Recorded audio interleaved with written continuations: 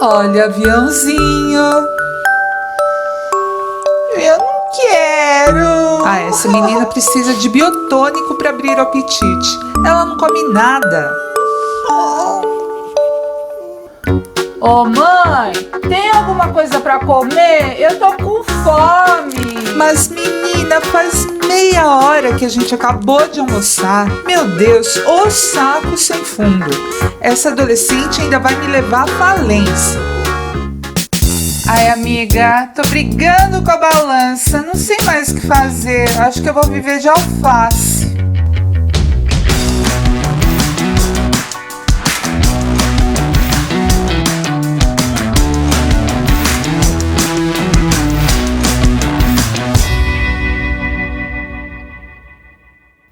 Ao longo de nossas vidas, o nosso corpo sofre uma série de transformações. Este conjunto de reações bioquímicas que acontecem no interior das nossas células é chamado de metabolismo. O metabolismo está dividido em dois conjuntos de reações bioquímicas, o anabolismo e o catabolismo.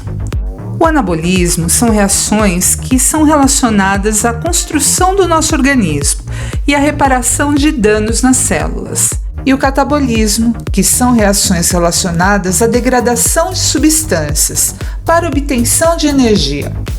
E essa energia obtida através do catabolismo mantém as atividades do funcionamento do nosso corpo, como por exemplo a respiração, os movimentos, o controle de temperatura do corpo e a ação do nosso sistema nervoso. Além disso, o catabolismo também tem influência no anabolismo. Para que o corpo possa se desenvolver e reparar células, ele precisa de energia que vem do catabolismo. Os nutrientes dos alimentos ingeridos são transformados em energia térmica, em calor. Daí vem o nome caloria, uma unidade de medida que indica a quantidade de energia fornecida por um alimento, se ele for totalmente aproveitado pelo organismo, tanto para as reações catabólicas, para obtenção de energia, quanto para as reações anabólicas, de construção. Os alimentos contêm grande quantidade de calorias. Então, para facilitar a sua contagem, no final do século XIX, o químico americano Wilbur Allen Atwater decidiu agrupá-las em blocos de 1000, as quilocalorias. O organismo precisa de um número mínimo de quilocalorias para funcionar, para se manter vivo, que chamamos de metabolismo basal. Ele representa algo em torno de 60% a 65% do nosso gasto calórico diário total, ou até mais, dependendo do nosso nível de atividade física. O equilíbrio energético, o balanço energético, é a relação entre a quantidade de energia que obtemos através dos alimentos, compostos por carboidratos, como por exemplo feijão, arroz, batata, massas, pães, frutas, proteínas, carnes, leites, ovos e gorduras ou lipídios, que são óleos, azeite de oliva, castanhas, entre outros. E a quantidade de energia que gastamos, em função das atividades que o corpo realiza durante o dia, que inclui o metabolismo basal, que representa aproximadamente 60% a 65% do nosso gasto energético diário, as atividades físicas, que representam 20% a 25%, e a ação termogênica dos alimentos, que representam aproximadamente 10%. É importante ressaltar que a água não contém calorias. Água, fibras, vitaminas e sais minerais, que também compõem os alimentos, são importantes componentes nas reações metabólicas. E como entender se o que ingerimos nós gastamos? Por exemplo, se ingerimos os alimentos e não gastamos o suficiente, o nosso corpo transforma essa energia excedente em gordura, então ganhamos peso. Simples assim. Isso é identificado através do IMC, Índice de Massa Corpórea, que mostra de uma forma geral se estamos ou não dentro do peso ideal. O IMC é um índice criado no século XIX pelo belga Lambert Adolphe Jacques Quetelet, mais conhecido como Adolphe Quetelet, que era astrônomo, matemático, demógrafo, estatístico e sociólogo. O índice IMC é utilizado até hoje como parâmetro. É um cálculo simples que permite medir, de uma forma geral, se alguém está ou não com peso ideal. Basta dividir o peso pela altura ao quadrado.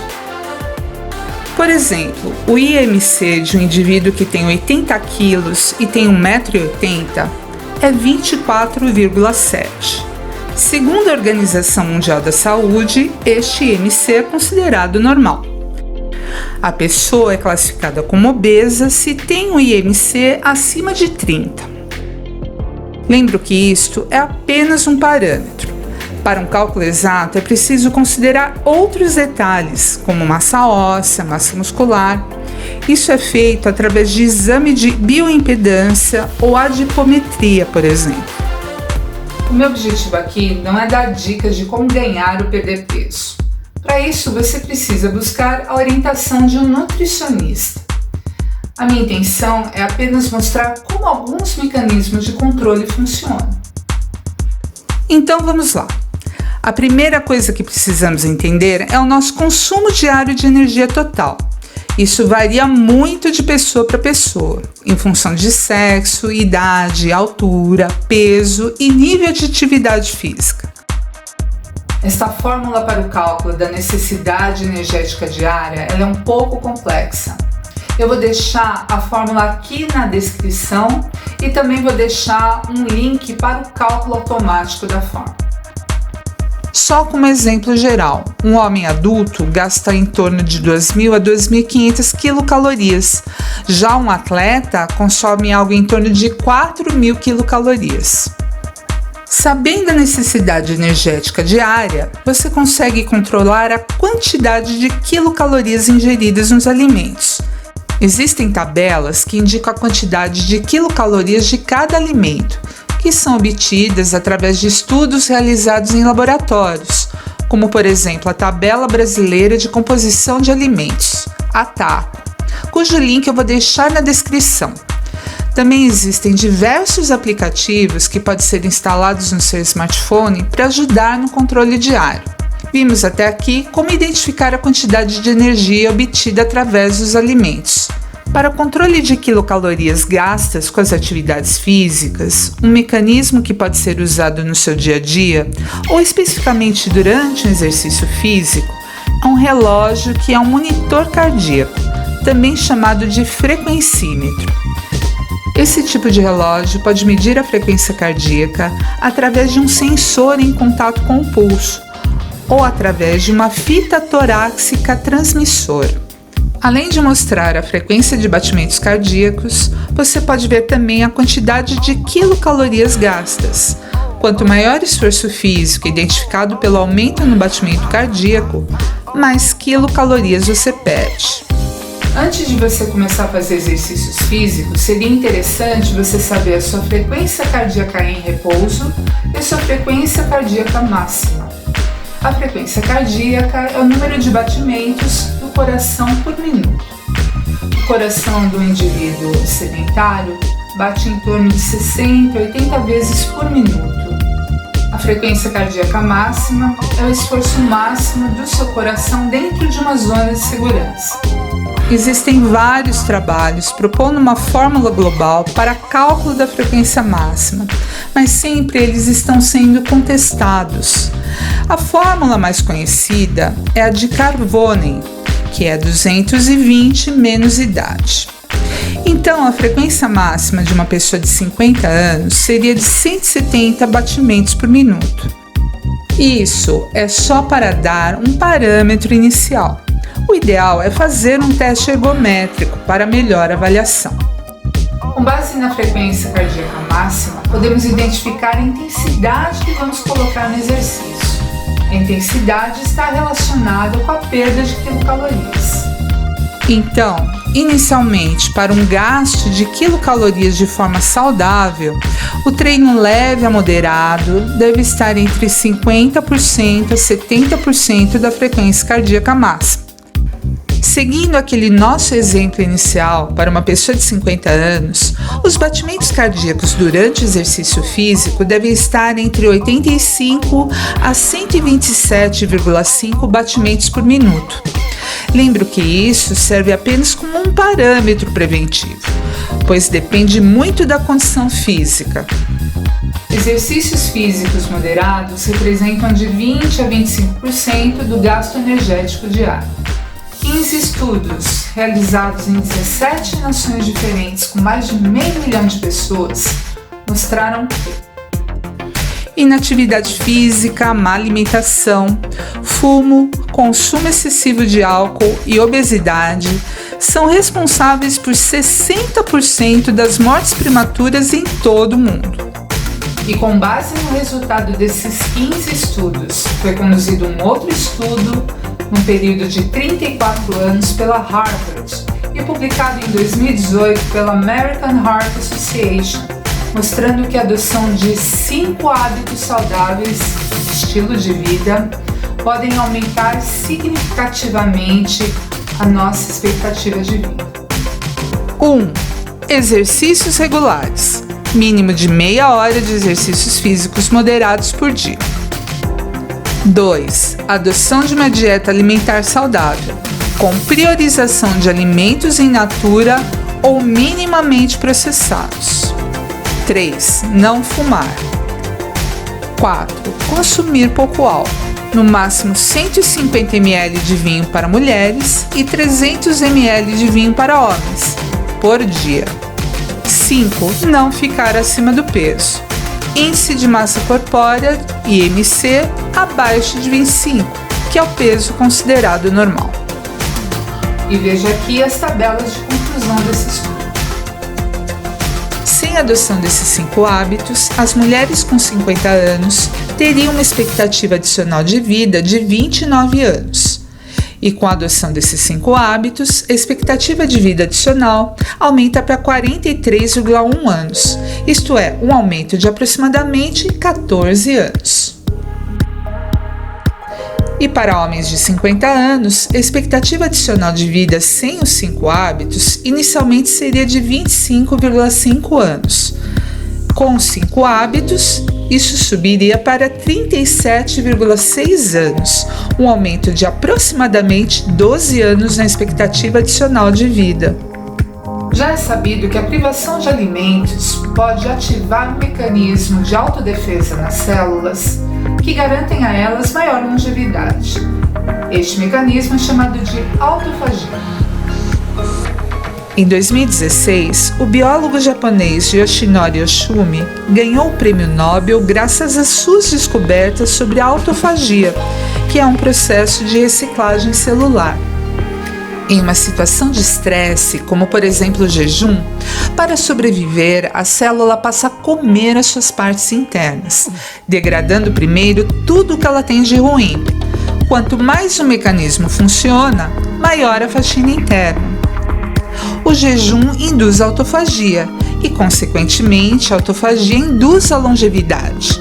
Contudo, se a privação de nutrientes for muito longa, os efeitos passam a ser negativos. A célula pode começar a degradar os componentes bons, os que funcionam. Os cientistas ainda não conseguiram determinar o tempo para esse equilíbrio. Comer menos calorias de forma prolongada também pode aumentar a longevidade. É isso que o pessoal das Blue Zones faz com aquela regra dos 80%, conforme eu havia comentado no episódio 3. Então, para você ter um equilíbrio energético, você precisa estar atento à quantidade de quilocalorias que você ingere e à quantidade de quilocalorias que você gasta com exercícios físicos. É importante lembrar que esses dois elementos caminham juntos. Por exemplo, se você resolve fazer uma dieta alimentar sem exercícios físicos, você pode até perder peso, mas você vai ter dificuldade em manter esse novo peso por muito tempo. É o que comprova esse estudo. Fazendo somente dieta alimentar, na primeira semana, 70% do que você irá perder é água. Com o tempo, a maior porcentagem de perda é gordura. Porém, note também que uma parcela significativa de proteína é perdida, geralmente do músculo esquelético. O músculo esquelético é o principal fornecedor de energia para sua taxa metabólica basal. Então, fazer somente dieta pode reduzir a taxa metabólica basal e tornar difícil manter o peso perdido. Esta é a principal razão pela qual 90 a 95% das pessoas recuperam seu peso após realizarem uma dieta sem exercícios físicos. Pessoas lindas, eu acredito na reeducação alimentar, incorporando hábitos saudáveis aos poucos no seu dia a dia. Não seja tão radical. Lembre-se das palavras qualidade, variedade e moderação.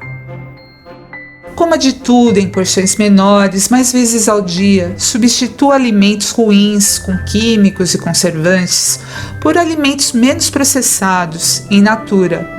Isso tudo em conjunto com exercícios físicos. Espero que essa primeira temporada tenha despertado em você o desejo de fazer algo diferente pelo seu futuro, para que você dê ao seu corpo uma longevidade com autonomia e independência física e mental que ele merece.